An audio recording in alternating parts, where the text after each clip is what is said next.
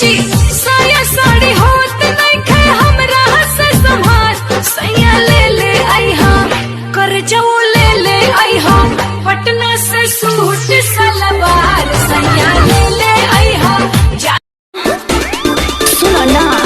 हो जाए प्यारो हमनी क्या बेकार हो नहीं तो मैरिज हो जाए दीपक से हमार हो रोशन राजा निहुरा के मारेला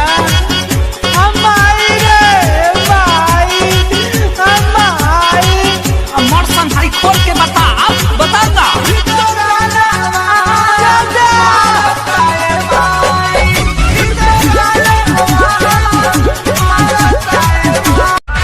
अच्छा गोरखपुर देवरिया में तो हर भूख रहेला साटा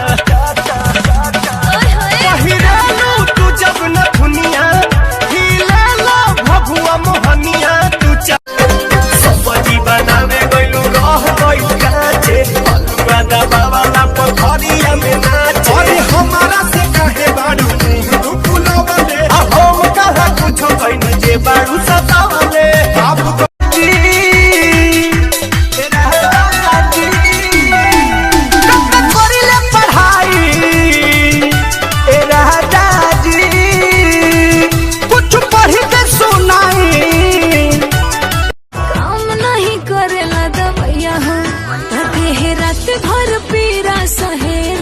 सुना ना चला ना तू गोला पति खेले कबले तू रहबू अकेले सैया छोड़ दीना के राजा सैया छोड़ दीना बन्हल कमरिया कसाइल बा कमरिया सिगरेट छोड़ी पी हो सैया हमारा मिस्त्री हो पियला बाटे पाऊ चमुला मुसवेले खावो ढेला तजुला के बाता में एक लड़का अपनी गर्लफ्रेंड से पूछता है रख दिया पुता के पिया क्या किया हो रख दिया पुता के पिया क्या किया और उसी बात पे गर्लफ्रेंड मुस्कुरा के बोलती है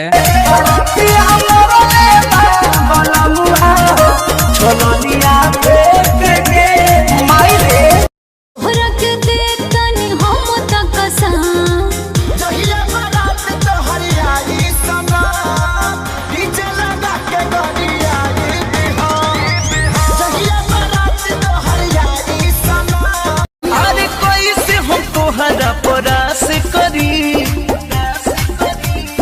पहले ये राजा इस्तेमाल करी फिर भी सवास कर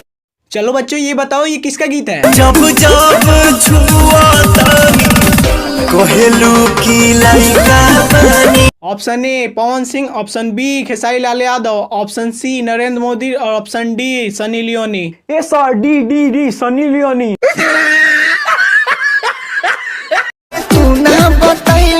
सुनो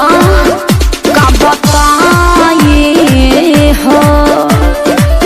ए बोलू ऐसा सिचुएशन क्रिएट हो गइल शादी दीदिया के देवरे से सेट घर में